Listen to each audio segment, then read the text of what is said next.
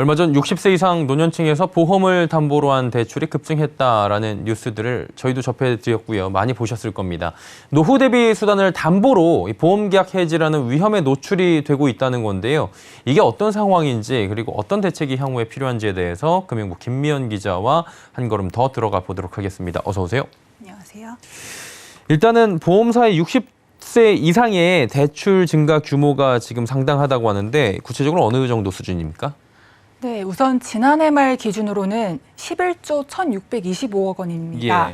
1년 전보다 10% 늘어난 건데 보험사 전체 가계 대출 증가율의 2배에 달합니다. 올해 들어서도 상황은 마찬가지인데요.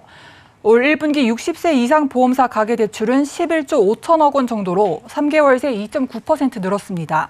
전 연령층 증가율의 2배를 넘습니다. 문제는 최근 고령층의 보험사 대출 증가율이 꾸준히 이어지고 있다는 건데요. 최근 2년 동안 60대 이상의 보험사 신용대출은 매해 2자릿수씩 늘어서 32.4% 증가했습니다. 반면 이 기간 전체 연령층은 4.1%가 줄어서 대조적입니다. 결국에는 이게 보험사가 이익금융권으로 취급이 되고요. 우리가 알고 있다시피 이익금융권 금리는 굉장히 높습니다. 아무리 담보대출이어도 그렇고요. 노년층들이 보험사에서 돈을 빌리는 사례가 늘어날 수밖에 없다라고 보여질 수밖에 없는 건데 이유가 있을 것 같아요. 어떤 이유 때문에 이렇게 된 겁니까? 네, 이유가 있는데 생계형 대출이라고 불리는 보험약관 대출 증가 영향이 큽니다. 보험약관 대출이란 내가 이때까지 낸 보험료를 담보로 해서 대출을 받는 것을 말하는데요.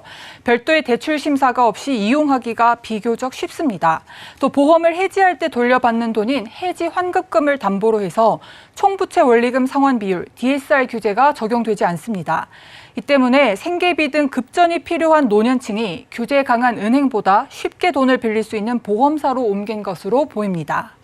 한마디로 내가 낸 보험금 내에서 돈을 빌리는 거고 보험을 깨지 않아도 되고 금방 빌릴 수 있기 때문에 좋긴 한데 이자가 높고 그리고 담보가 혹시나 잘못될까 하는 위험도 있는 거거든요.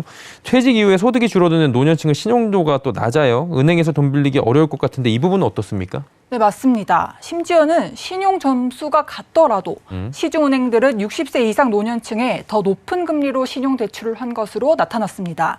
최근 윤창현 국민의힘 의원실이 금융감독원으로부터 제출받은 자료를 보면 지난해 말 주요 시중은행들의 60세 이상 고신용자 신용대출 금리는 평균보다 최대 0.71%포인트 더 높았습니다. 이보다 신용평점이 낮은 경우엔 격차가 더 커진 것으로 나타났는데요. 700에서 749점 구간에선 이 금리 격차가 최대 1.22%포인트까지 확대되기도 했습니다. 은행 관계자의 이야기를 들어보시겠습니다. 돈을 빌려줄 때 중요하고 생각하는데 이 사람이 매월 현금 흐름이 있느냐, 현금 흐름에 변동이 없을 만큼 직장이 안정적이냐, 뭐 이런 것들이 영향을 미쳐요. 60세 이상이면 보통 은퇴 후잖아요. 그래서 현금 흐름이 좋지 않아요. 그래서 그런 거지 나이가 많아서 그 사람들이 더 불합리하게 받고 이런 건 아니에요. 어쨌든 간에 요즘에는 뭐 80세, 90세 세대라고 하지만 60세 이상 층의 대출 절벽이 심각하다 이렇게 받아들여질 수도 있을 것 같아요. 그리고 금리가 문제가 빠르게 올라가고 있는데 이 연체가 되면 어떻게 되는 겁니까? 네, 대출 원금과 이자를 연체한 경우에도 계속 보험료를 낸다면 해지 환급금은 증가합니다. 하지만 보험료를 납부하지 않으면 보험료 미납 사유로 보험 계약은 해지되고 말죠. 이때 보험 계약자가 해지 환급금을 받지 않았다면 계약 해지 2년 이내에는 다시 계약 부활을 신청할 수 있습니다.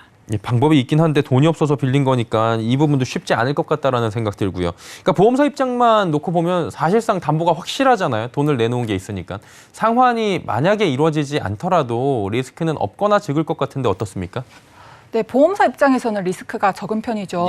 하지만 최근 금리가 빠르게 상승하고 있는 상황에서 약관 대출로 인한 원금과 이자가 해지 환급금을 넘을 경우엔 대출금을 상환하지 못해 보험 계약이 예정보다 더 빠르게 해지될 위험이 있습니다.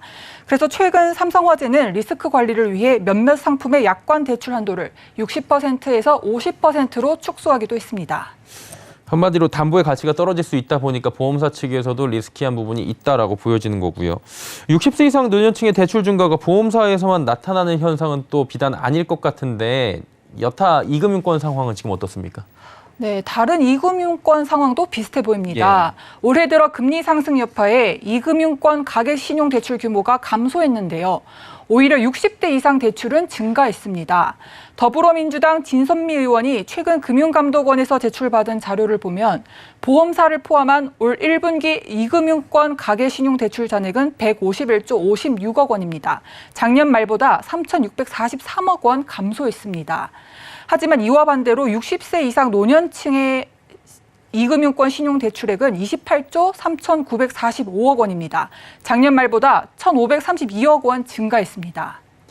요즘에 이제 그런 얘기 하잖아요. 자고 일어나면은 월급 빼고 다 오른다라는 얘기들 계속 나올 정도로 뭐 자장면 값도 오르고 있고 다 오르고 있는데 앞으로 더 어려워질 수 있다는 비관적인 전망들만 계속해서 나오고 있는 상황입니다. 그러다 보니까 이런 현상들 관련 대책들이 지금 시급할 것으로 보이는데 이런 내용들 없습니까? 네, 그렇습니다. 노년층이 보험 해지 위험에도 자신이 낸 보험료를 끌어다 대출로 쓴다는 거는 경제적 어려움이 그만큼 크다는 의미죠. 그렇죠. 이번 조사를 보면 빚을 갚기 위해서 보험 대출을 한 사례도 적지 않습니다. 그래서 금융당국은 노년층이 어떤 상황에 놓여 있는지 보다 자세하게 들여다볼 필요가 있고요. 요즘 100세 시대란 말도 있듯이 평균 수명도 크게 늘어난 상황이죠. 실제 60세 이상 노년층이 현업에서 근무하는 사례가 정말 많습니다. 그래서 취약계층을 중심으로 금융 지원을 할 수 있는 방안과 노년층이 소액이라도 쉽게 대출을 받을 수 있는 제도가 필요하다는 목소리도 나오고 있습니다. 예, 관련 제도도 계속해서 좀 들여다봐야 될 것 같네요. 금융부의 김미현 기자와 함께했습니다. 고맙습니다.